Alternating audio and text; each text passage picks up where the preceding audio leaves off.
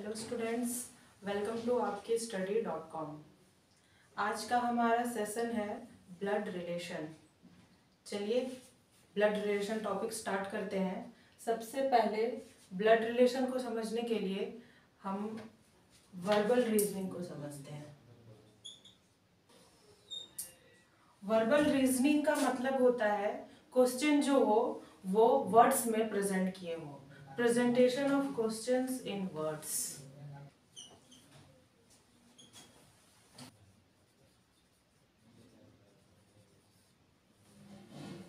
Reasoning के ये सारे टॉपिक्स वर्बल रीजनिंग में आते हैं, जैसे ब्लड रिलेशन,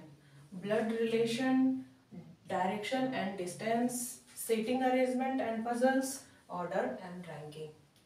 वर्बल रीजनिंग तो उसे कहते हैं जो क्वेश्चन वर्ड्स में हो, presentation of questions in words. ठीक है, ये सारे टॉपिक में क्या होगा, जैसे ब्लड रिलेशन में हमें फैमिली ट्री ड्रॉ करनी पड़ती है। ब्लड रिलेशन में हमें फैमिली ट्री ड्रॉ करनी पड़ेगी। ठीक है, डायरेक्शन एंड डिस्टेंस में भी हमें डायग्राम ड्रॉ करना पड़ता है। सीटिंग अरेंजमेंट में भी हमें डायग्राम के थ्रू अरेंजमेंट करनी पड़ती है। पजल्स में भी हमें ऐसे चार्ट बना करके अरेंज करना पड़ता है। ऑर्डर एंड रैंकिंग में भी हमें रो एंड कॉलम के थ्रू हमें अरेंज करना पड़ता है। ठीक है, तो वर्बल रीजनिंग का मतलब ये होता है कि जो क्वेश्चंस होंगे वो वर्ड्स में होंगे और हमें उस वर्ड्स को एक डायग्राम के थ्रू अरेंज करके सॉल्व करना होता है। ब्लड रिलेशन में फैमिली ट्री, इसमें भी क्वेश्चन का सेट होगा वो पूरा वर्ड्स में होंगे। उस वर्ड्स के थ्रू हम एक सेंटेंस को पढ़ करके हम फैमिली ट्री बनाएंगे। डायरेक्शन एंड डिस्टेंस में भी हम पढ़ के डायग्राम बनाएंगे। मतलब ये सारे टॉपिक में हमें कहीं ना कहीं पिक्चर ड्रॉ करनी पड़ती है, इसलिए ये सारे वर्बल रीजनिंग के अंदर आते हैं। वर्बल रीजनिंग में हमें पिक्चर ड्रॉ करनी पड़ती है, इसलिए अभी हमारा वर्बल रीजनिंग का पहला टॉपिक होगा ब्लड रिलेशन। हम इसे समझेंगे, बाकी सारे टॉपिक को हम धीरे धीरे कवर करेंगे। सबसे पहले हम ब्लड रिलेशन को समझते हैं। आइए चलिए स्टार्ट करते हैं। ब्लड रिलेशन का आज हमारा पहला क्लास है। बिल्कुल बेसिक कंसेप्ट से समझेंगे। इसका बेसिक कंसेप्ट क्या है पहले वो समझते हैं। आइए देखते हैं। सबसे पहले तो हम रिलेटिव्स की बात करते हैं। रिलेटिव्स कितने टाइप के होते हैं? रिलेटिव्स हो जाएंगे, एक तो जिनसे हमारा ब्लड का रिलेशन है, और दूसरा हमारे इन लॉज, जो शादी के बाद हमारे इन लॉज बनते हैं। ये तो हमारे पैदा होते ही हमारे ये रिलेटिव्स, हमारे ब्लड रिलेटिव्स हमारे पैदा होते ही हमारे साथ जुड़ जाते हैं, लेकिन ये जो है ये हमारे शादी के बाद कानून के तहत ये रिलेशन बनता है। ठीक है, इसमें जैसे आ गए father in law, mother in law और भी बहुत सारे। ठीक है, और इसमें हमारे अपने सिबलिंग्स आ गए और भी बहुत कुछ, फादर मदर। तो ये तो हो गए रिलेटिव्स, एक ब्लड रिलेटिव्स और दूसरे इन लॉज। ठीक है, इसके बाद हम डिनोट्स कैसे करेंगे। फैमिली ट्री बनाने टाइम हम मेल फीमेल और सारे रिलेशन को डिनोट कैसे करेंगे ये देखते हैं। नोटेशन, सबसे पहले तो मेल की बात करते हैं। मेल को हम एक स्क्वायर बॉक्स से डिनोट कर सकते हैं या फिर प्लस साइन से डिनोट कर सकते हैं। आप जिसमें कंफर्टेबल हो आप कर सकते हो, कोई बाउंडेशन नहीं है कि स्क्वायर ही बनानी है या प्लस ही देनी है। आप जिसमें कंफर्टेबल हो आप वही कर सकते हो। फीमेल में भी या तो सर्कल या फिर नेगेटिव साइन से डिनोट कर सकते हैं। ठीक है, अब हम बात करते हैं मैरिड कपल की। मैरिड कपल में हमें ये तो पता ही है कि एक मेल होगा और एक फीमेल होगी, वही दोनों की आपस में मैरिज हुई होगी। और हम इसे 2 हॉरिजॉन्टल लाइन से डिनोट करेंगे। एक तो मेल होगा और डेफिनेटली दूसरे फीमेल ही होगा। ये मेल है तो ये मेल होगा, ऐसा बिल्कुल नहीं है। अगर ये फीमेल है तो ये मेल होगा, अगर ये मेल है तो फीमेल होगा। इसलिए इसे ऐसे डिनोट कर सकते हैं समझने के लिए। इसमें डबल हॉरिजॉन्टल लाइन इसलिए देते हैं कि हम ऐसा मानते हैं कि ये दोनों हस्बैंड वाइफ है, तो ये इन दोनों की बाउंडेशन बहुत अच्छी होगी, इसलिए डबल हॉरिजॉन्टल। और ये हॉरिजॉन्टल लाइन का मतलब क्या है? हॉरिजॉन्टल लाइन का मतलब होता है कि ये दोनों सेम जनरेशन के हैं, सेम जनरेशन। सपोज ए एक मेल है और उसका कोई सिबलिंग है बी, और वो भी मेल है, सपोज मेल है, तो ए और बी दोनों सेम जनरेशन में आते हैं। क्योंकि ये दोनों आपस में सिबलिंग है तो इनकी जनरेशन गैप नहीं है, ये सेम जनरेशन में है, इसलिए हम इसे एक हॉरिजॉन्टल लाइन से कनेक्ट करके डिनोट कर सकते हैं। और वर्टिकल लाइन, एक होता है वर्टिकल लाइन। इसमें क्या होता है? वर्टिकल लाइन में होता है जनरेशन गैप। जनरेशन गैप कैसे, देखिए समझते हैं।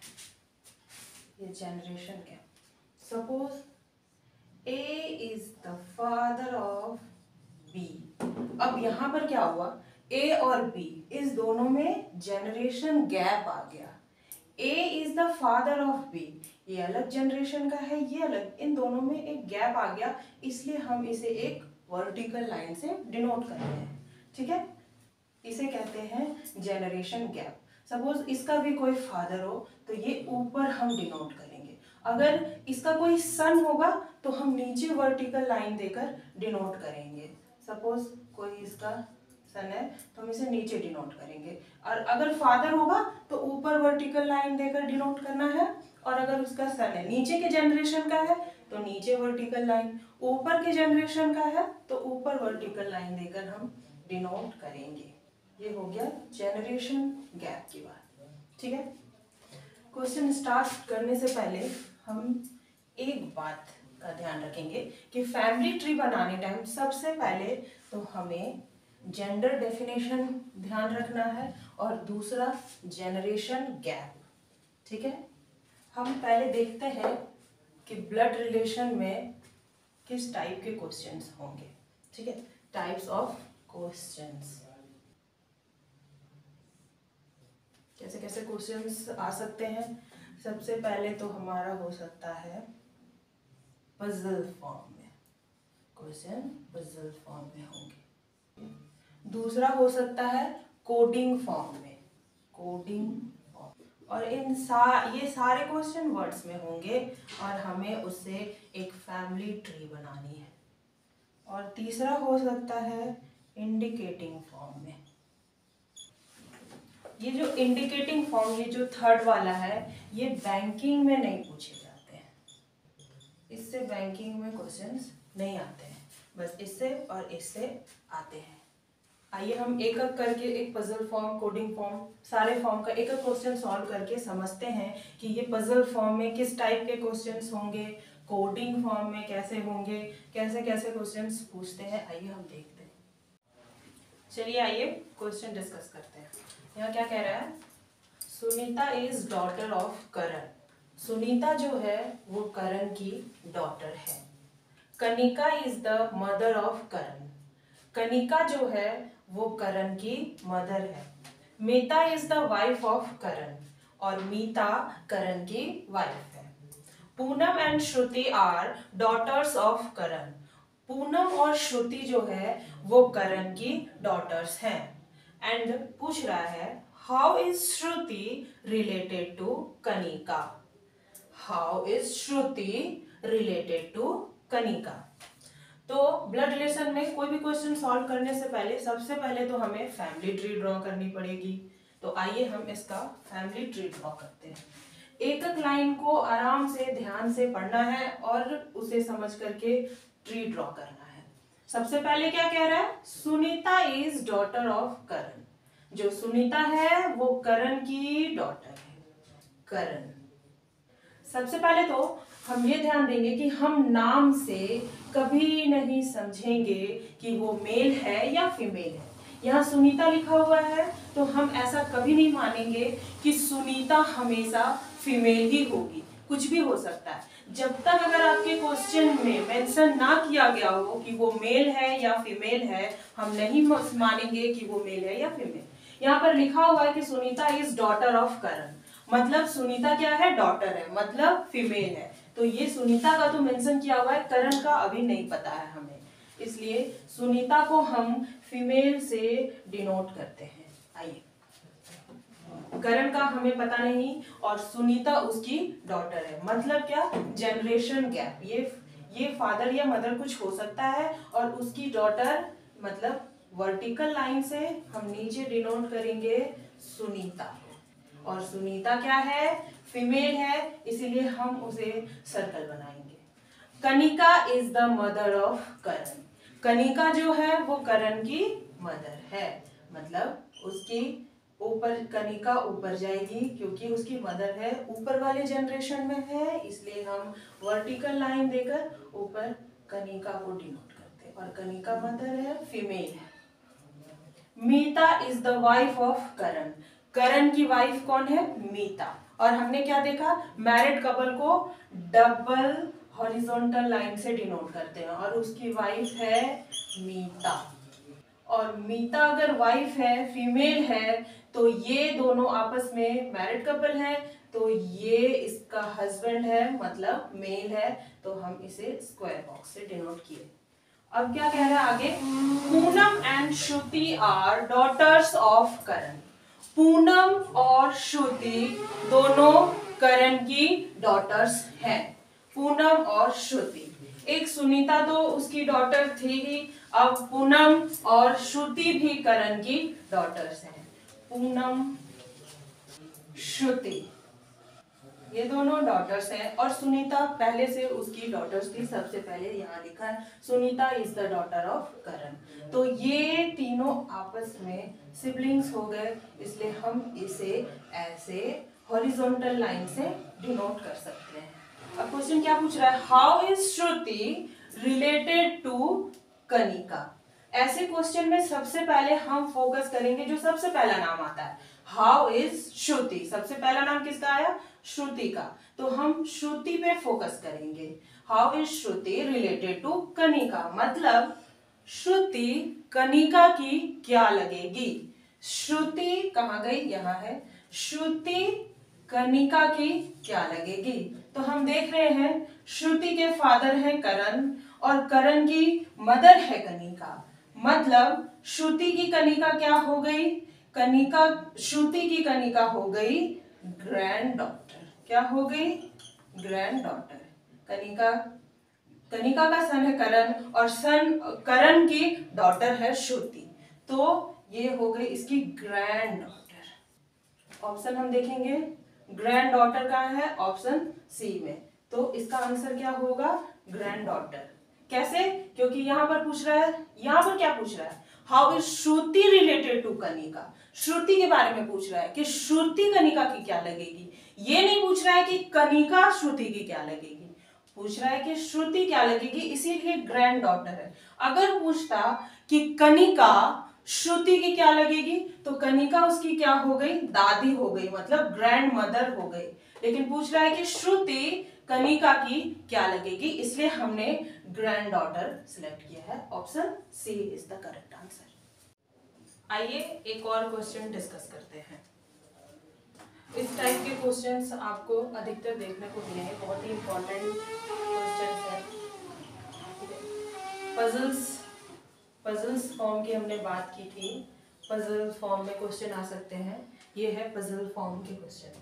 क्या कह रहा है, A is the father of B, A जो है वो बी का फादर है, but B is not his son, B उसका सन नहीं है, सन नहीं है तो क्या हो सकता है, डॉटर ही होगा।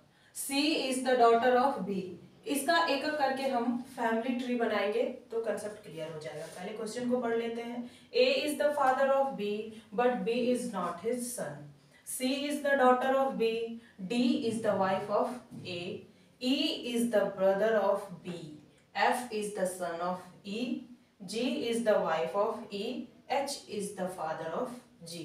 तो इससे दो क्वेश्चन है। Who is the father in law of A? इस क्वेश्चन को आइए डिस्कस करते हैं। पहले हम फैमिली ट्री बनाते हैं। एक एक लाइन को आराम से पढ़ना है और ड्रॉ करना है। A is the father of B। A जो है वो B का, A is the father of B। लेकिन A तो उसका फादर है, बट B जो है वो उसका सन नहीं है। कह रहा है ना, but B is not his सन। तो सन नहीं है तो क्या होगी? डॉटर होगी, फीमेल होगी। और C is the daughter of B। ये जो B है उसकी डॉटर कौन है? C है। ठीक है। D is the wife of A। A की वाइफ है D। हम ये मैरिड कपल है, डबल हॉरिजॉन्टल लाइन से डिनोट करेंगे। D is the wife of A। A की वाइफ D है। E is the brother of B। E is the brother of B। B कहाँ है? ये, और इसका ब्रदर है, मतलब सिबलिंग है, सेम जनरेशन के हैं। तो हम इसे भी एक, ये मैरिड कपल नहीं है, सिबलिंग है, इसीलिए बस एक सिंगल हॉरिजॉन्टल लाइन से डिनोट करके हम E का कह रहा है ना, E is the brother of B। इसका क्या है? ब्रदर है, मतलब मेल है, तो स्क्वायर बॉक्स से डिनोट करेंगे हम। F is the son of E। F जो है वो E का सन है, E का सन है F, ऐसे डिनोट हो जाएगा। G is the wife of E।